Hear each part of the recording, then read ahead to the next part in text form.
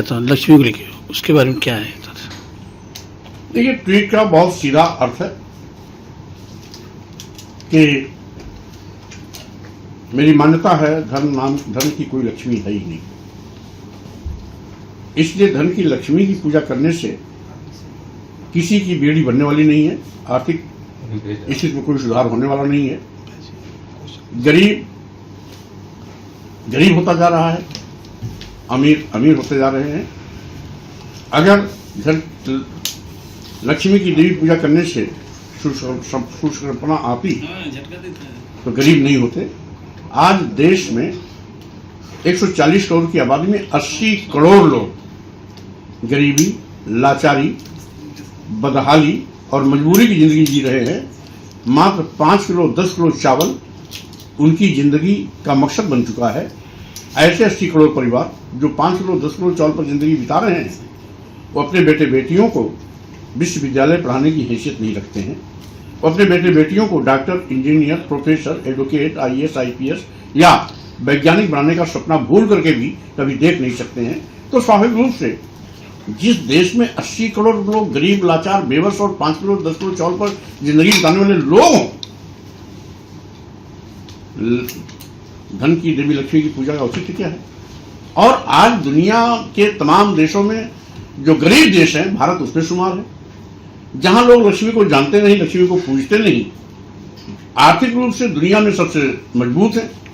America है, Japan है, अन्य पाश्चात्य देश हैं या चीन है, यहां तक कि मुट्ठी भर का देश सऊदी अरबिया है, अबू धाबी है।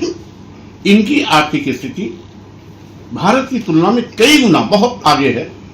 तो स्वाभाविक रूप से जहां लक्ष्मी की पूजा नहीं होती वो आर्थिक रूप से मजबूत क्यों? जहां धन की लक्ष्मी की पूजा होती है वो भारत गरीब क्यों? इसका मतलब है, व्यवहारिक सच यही है कि यह एक परंपरा हो सकती है, लेकिन सच्चाई से कोसों दूर है। और सही मायने में अगर किसी घर में किसी देवी की पूजा करनी है तो वो है घर की लक्ष्मी, गृह लक्ष्मी, घर वाली, जो घर को 24 घंटा सोते, जागते, उठते, बैठते, रात दिन 24 घंटे घर को साफ सुथरा, सुंदर, सुघर, स्वर्ग बनाने में लगी रहती है।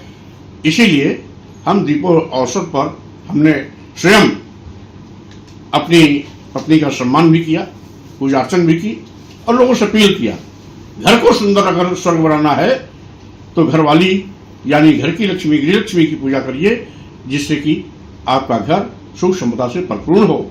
और साथ ही साथ वो गृहिणी जो सभी सदस्यों को, छोटे बड़े सबको प्यार की डोर में पिरो करके एकता का पाठ पढ़ाती है, इससे एकता भी घर की मजबूत होगी और घर साफ सुथरा सुंदर भी होगा, स्वर्ग से भी अच्छा होगा। इसीलिए हमने एक अपनी राय दी थी, किसी की भावना आहत करने के मकसद से हमने ये ट्वीट नहीं किया था। कुछ दिन पहले एक ट्वीट किया था लेके लक्ष्मी, घन की लक्ष्मी, उसके बारे में क्या है? और सपा और भाजपा आप पे आरोप लगा, क्या अपने आप से अटल हैं? बिल्कुल। पहली बात तो ये कि मेरा ट्वीट अपने आप में स्पष्ट है कि किसी की भावना, किसी की आस्था पर चोट करने के मकसद से वो ट्वीट नहीं डाला गया है। घर की पूजा की असली हकदार घरवाली गृह लक्ष्मी है। यदि किसी लक्ष्मी की पूजा करनी है तो गृह लक्ष्मी ही उसकी असली हकदार है, जो सोते, जागते, उठते, बैठते, रात दिन 24 घंटे घर को साफ सुथरा, सुंदर, सुघर व स्वर्ग बनाती है और सभी छोटे बड़े सदस्यों को प्यार की डोर में पिरोकर एकता का पाठ पढ़ाती है। इसलिए घर की तरक्की और बेहतरी घरवाली पर निर्भर है, जिसको मैंने स्वयं दिवाली के दिन अनुपालन किया, गृह लक्ष्मी की पूजा भी की और अपील भी किया कि लोगों से कि अपने घरवाली को सम्मान देना शुरू करें, जिससे कि घर सुंदर और स्वर्ग बन सके। इसमें मैंने किसी को पूजा करने से मना नहीं किया, किसी की आस्था पर चोट नहीं किया, किसी की भावना पर चोट नहीं किया। अगर उसका लोग अनायास अर्थ निकाल रहे हैं तो उनकी सोच की बलिहारी है। इसलिए इस पर क्षमा मांगने तो कोई औचित्य ही नहीं। साक्षी महाराज कह रहे हैं कि वो माफ़ी मांगे और विपक्ष भी आप पे आरोप लगा रहा है कि उनका दिमागी संतुलन ठीक नहीं है। अब दिमागी संतुलन किसका ठीक है किसका नहीं ठीक है, ये तो बात चिकित्सीय जांच की हो जाती है, लेकिन जिसके दिल दिमाग में गोबर भरा है स्वाभाविक रूप से वो स्वामी प्रसाद मौर्य को इस प्रकार का आरोप लगाएगा ही लगाएगा। क्या अपने ट्वीट से आप कुछ कहेंगे उस ट्वीट पे? नहीं, ट्वीट है तो ट्वीट अपनी जगह सच है, मैं उसके साथ खड़ा हूं। राजू आज ने ये भी कहा है कि उनको माफ़ी मांगना चाहिए आकर के, या कुछ कार्रवाई करेंगे वो लोग। जो न पिद्दी का शोर हुआ, जो साधु के वेश में बहुत बड़ा आतंकवादी है, जिसने स्वयं मेरी हत्या के लिए 1 करोड़ रुपए की सुपारी दी हो, उसको साधु और संत कैसे कह सकते हैं? और ऐसे लबार लोगों की जुबान का कोई हमें उत्तर देना नहीं।